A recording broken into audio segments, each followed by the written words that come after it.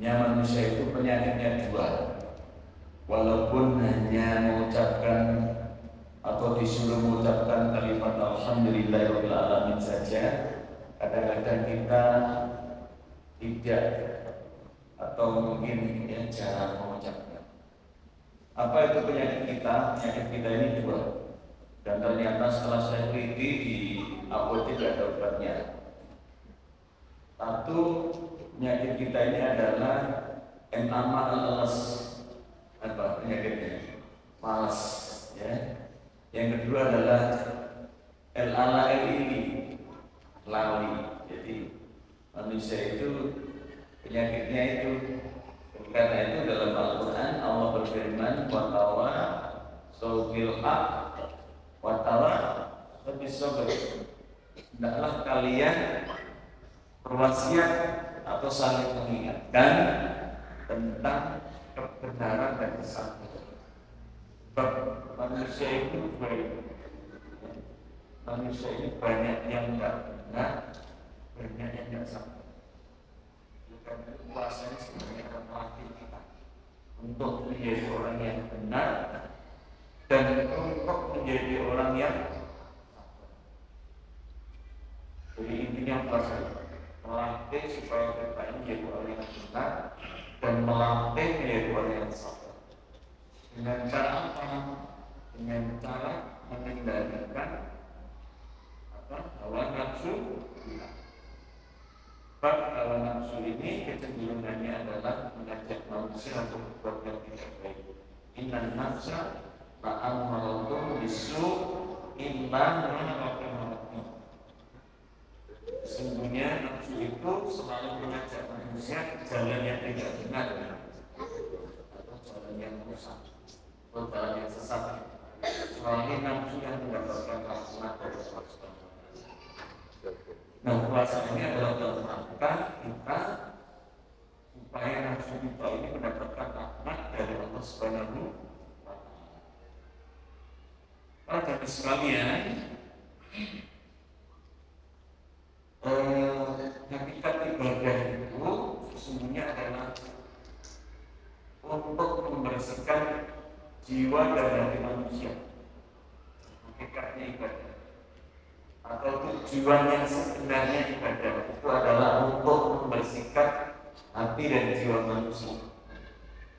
Mengapa hati dan jiwa manusia perlu dibersihkan? Karena hati dan jiwa manusia ini bisa kotor dan ternoda.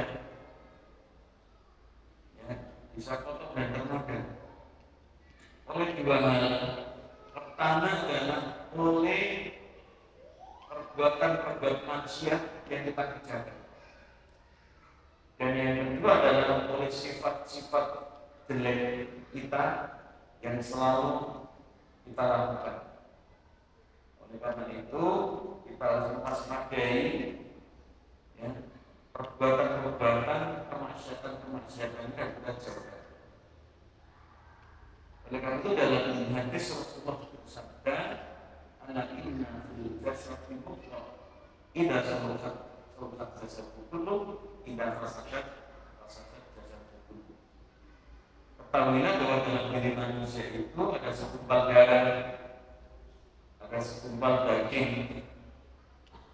Kalau segumpal darah ini baik, maka seluruh tubuhnya menjadi baik.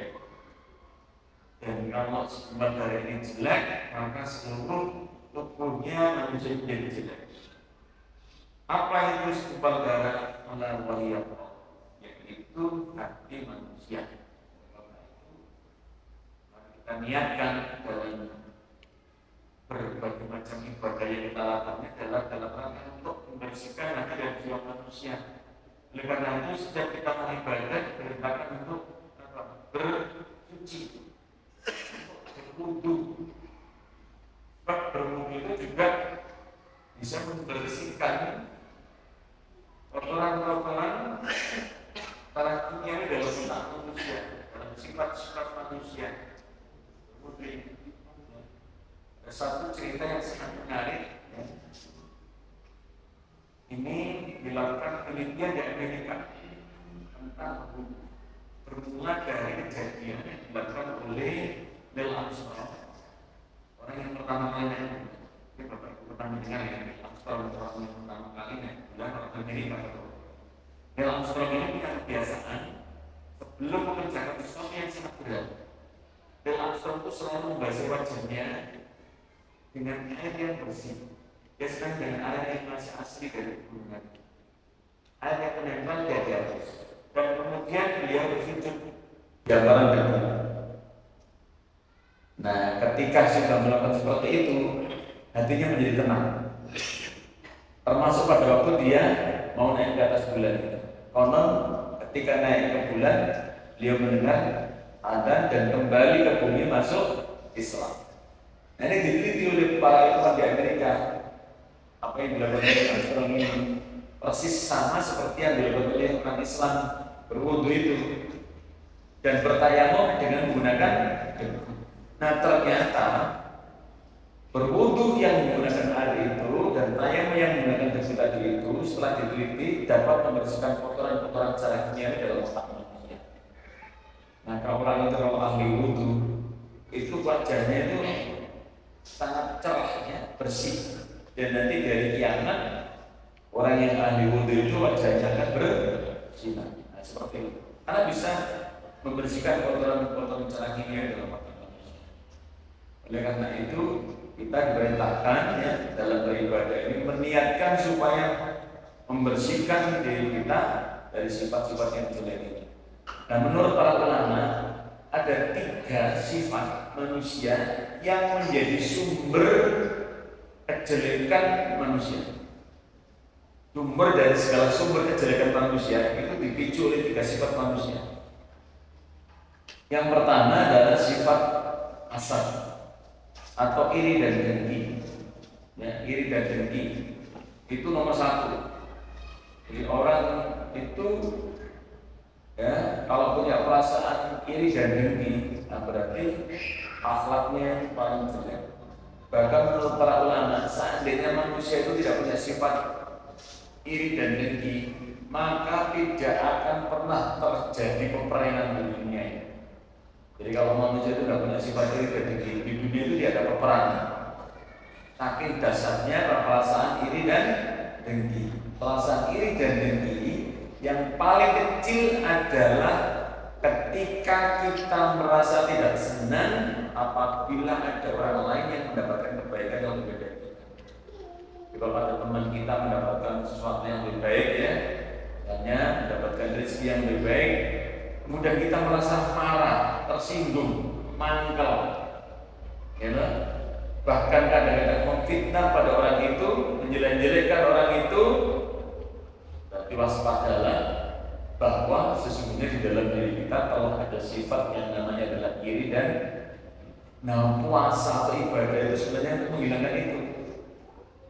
Dan ingat, orang yang punya sifat iri dan dengki tidak hanya hatinya yang kotor, tapi juga imannya bisa menjadi rusak. Sebab orang yang punya perasaan iri dan dengki sama dengan tidak percaya terhadap takdir Allah sebagai rukun Islam yang sebagai rukun iman yang ke-6, yaitu percaya kepada takdir Allah wa bil qadari khairihi wa syarrihi, dan takdir Allah itu ada yang baik dan buruk. Dan kita harus meyakini bahwa setiap manusia telah punya takdir kehidupan masing-masing, dan kita juga harus meyakini bahwa takdir yang telah diberikan oleh Allah kepada kita adalah yang terbaik untuk kita. Oleh karena itu tugas kita adalah mensyukuri apa yang diberikan oleh Allah. Ya, setiap anugerah yang diberikan harus kita syukuri. La in syakartum la azidannakum wa la in kafartum inna adzabi lasyadid.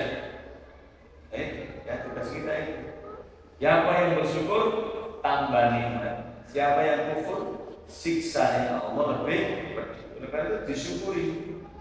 Nah, itu disyukuri, syukur, banyak bersyukur. Minimal dengan mengucapkan alhamdulillah. Itu namanya syukur bil qauli.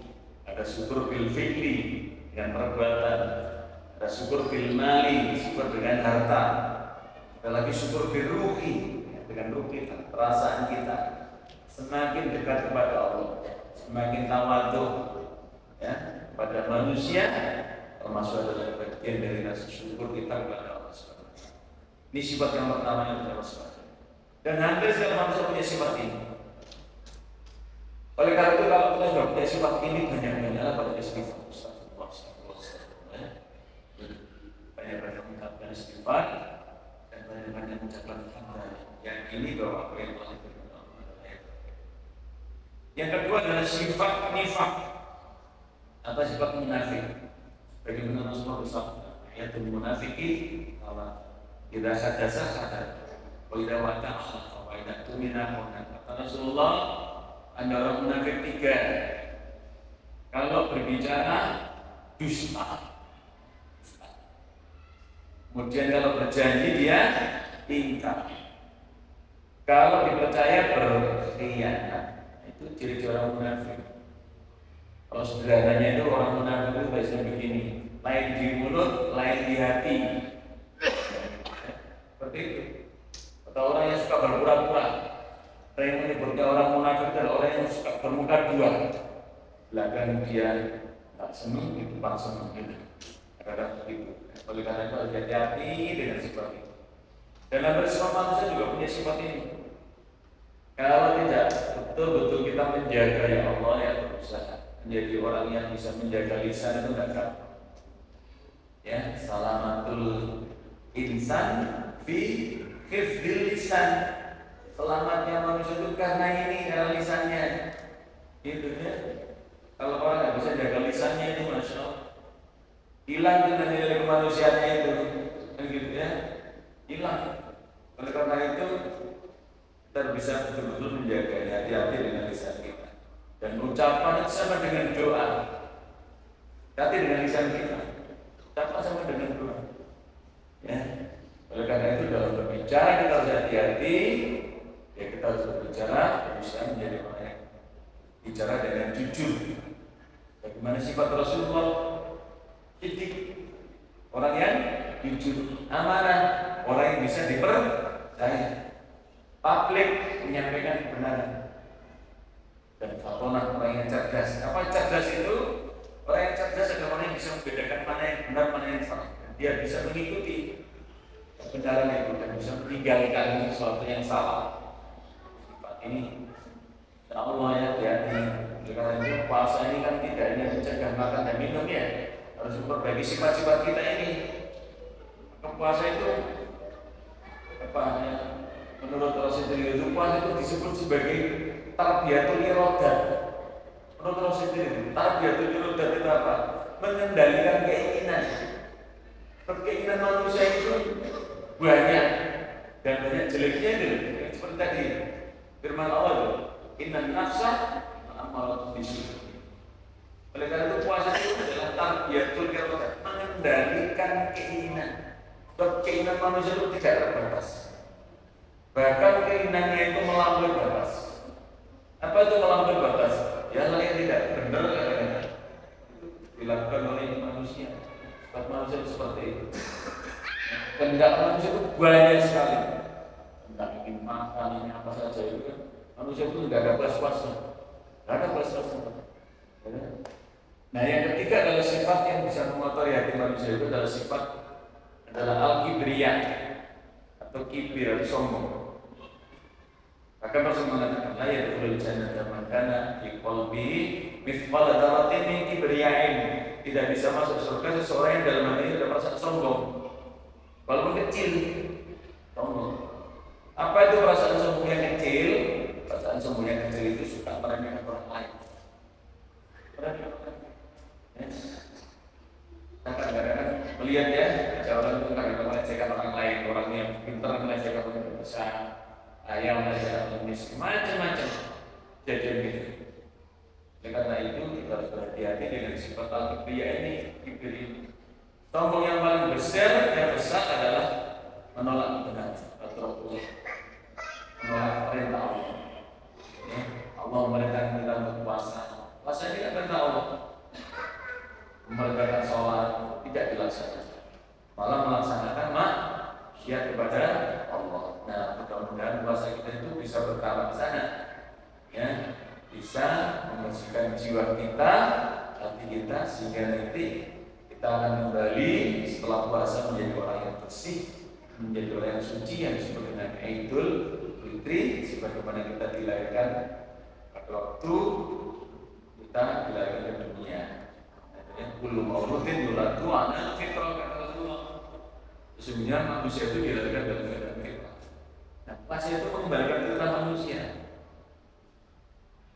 Karena itu fitrah manusia yang baik, kembalikan lagi menjadi yang baik, sehingga insya Allah nanti setelah puasa kita menjadi orang yang bersih, orang yang suci, menjadi orang yang fitrah.